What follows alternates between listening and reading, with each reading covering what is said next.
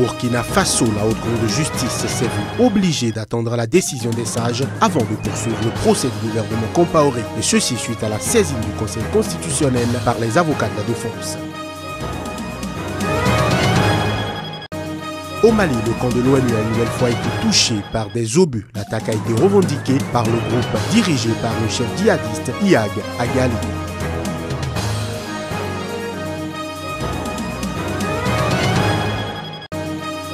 À Madagascar, le fils d'une richissime famille d'industriels a été kidnappé à la sortie du cimetière. C'est déjà le 4e enlèvement de Français depuis le début de l'année.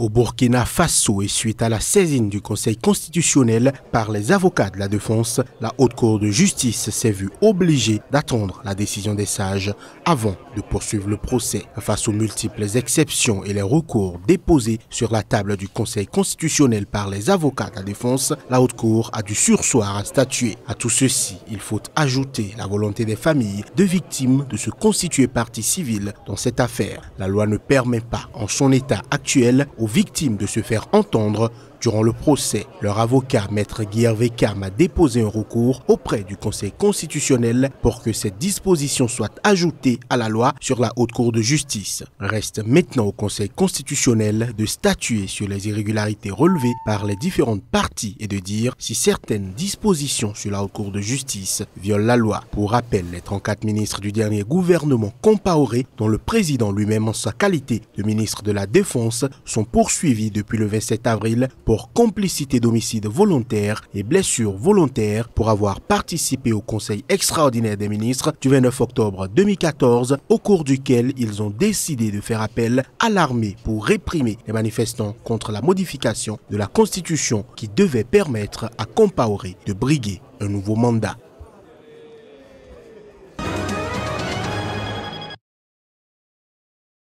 Commencé le 17 avril dernier, l'audit sur l'identité et la composition des hommes de l'armée nationale de la Gambie s'est achevé ce dimanche au camp militaire de Youdoum, le plus grand du pays. Par cet audit, les autorités gambiennes veulent s'assurer que des individus étrangers, notamment des rebelles de Casamance, n'ont pas infiltré les troupes pour mettre en péril le régime de l'actuel président Adama Barrow. Durant ce contrôle, les soldats ont dû présenter aux autorités des pièces justificatives qui attestent de leur nationalité gambienne. Et selon des sources militaires, l'audit a non seulement permis de répertorier des soldats qui ne pouvaient pas lire, écrire ou parler l'anglais, la langue officielle de la Gambie, mais il a aussi mis en évidence des soldats qui n'ont jamais été aperçus dans un quelconque camp militaire du pays. Ces découvertes vont aider le président Adama Barrow à mieux restructurer l'armée qui a perdu la confiance de beaucoup de ses concitoyens.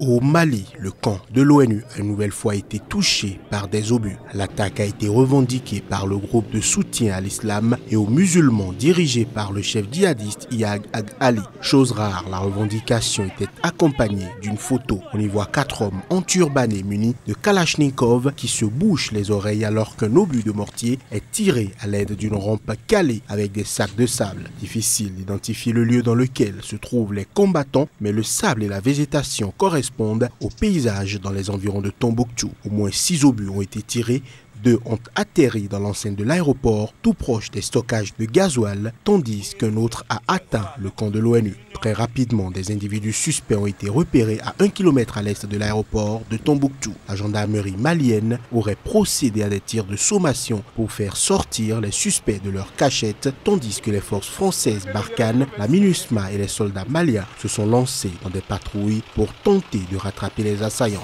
Ce lundi, ce sont au moins 6 soldats de l'ONU qui ont été blessés, dont 4 grièvement, dans une attaque similaire.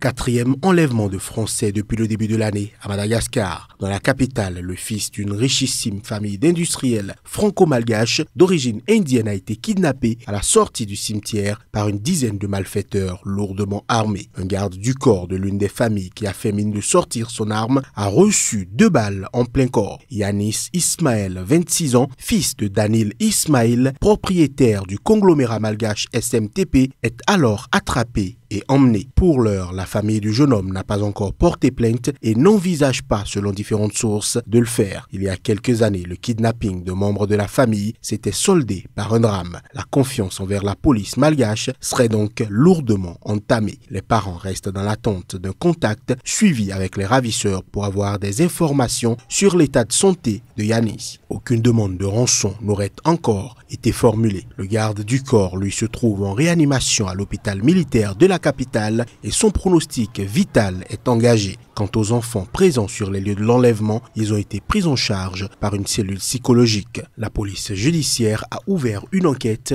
et des investigations sont en cours. Mais d'après la brigade criminelle, aucune piste n'est pour le moment avancée.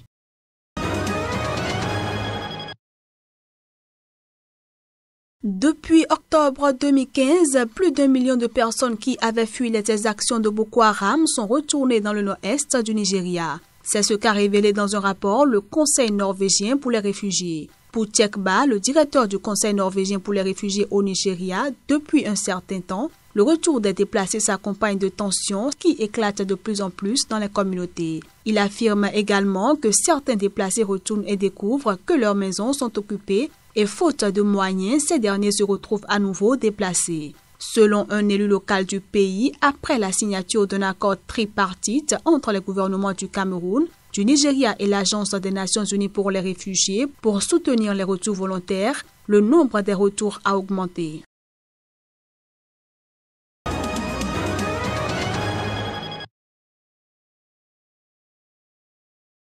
En République démocratique du Congo, 9 cas suspects de personnes infectées par le virus Ebola ont été déjà signalés.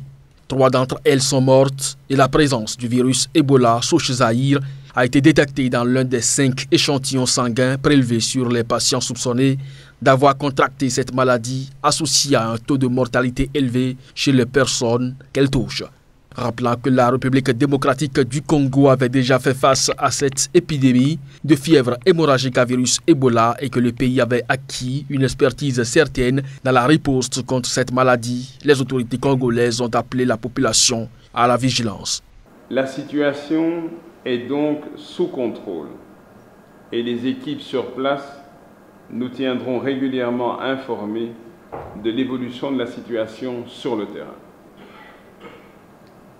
La population congolaise est donc invitée à ne pas céder à la panique. Et contrairement aux rumeurs circulant sur les réseaux sociaux ou autres, aucun cas d'Ebola n'a été signalé ni à Kinshasa, ni à Kisangani, ni ailleurs en RDC, à l'exception de Nambwa, qui est situé à 45 km de Likati. L'OMS a félicité Kinshasa pour la rapidité avec laquelle elle a réagi face à la réapparition de la maladie et a émis l'espoir qu'elle sera contrôlée très rapidement.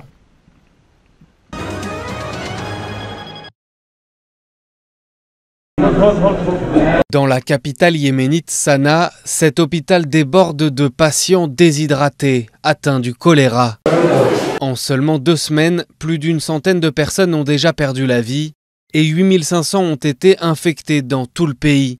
Les rebelles qui tiennent la capitale ont déclaré l'état d'urgence. Nous avons bu l'eau d'un puits creusé il y a très longtemps. Les réservoirs sont situés dans le gouvernorat de Jahana, qui fournit de l'eau dans toute la zone. Dieu merci, nous n'avions jamais eu de problème jusqu'à aujourd'hui. Les rues de Sanaa croulent sous les ordures. Les 2 ans de conflit qui ravagent le pays favorisent la prolifération éclair du choléra. Les habitants doivent maintenir une certaine hygiène personnelle, être conscients du danger de cette maladie. Ils doivent aussi suivre certaines habitudes, comme nettoyer avec soin les fruits et les légumes, ne pas manger des aliments non couverts qui peuvent être contaminés. Plus de la moitié des installations médicales du pays sont hors d'état à cause de la guerre entre les rebelles Houthis et les forces pro-gouvernementales. Le ministère de la Santé aux mains des rebelles dit ne pas pouvoir contrôler l'épidémie et les ONG sont alarmistes sur la catastrophe humanitaire en cours.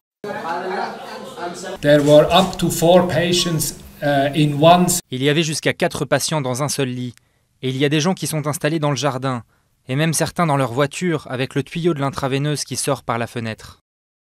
Le Yémen est le pays le plus pauvre du monde arabe, touché aujourd'hui par ce nouveau fléau. Après 2 ans de guerre et plus de 8000 morts, 60% de la population a un besoin urgent d'aide humanitaire.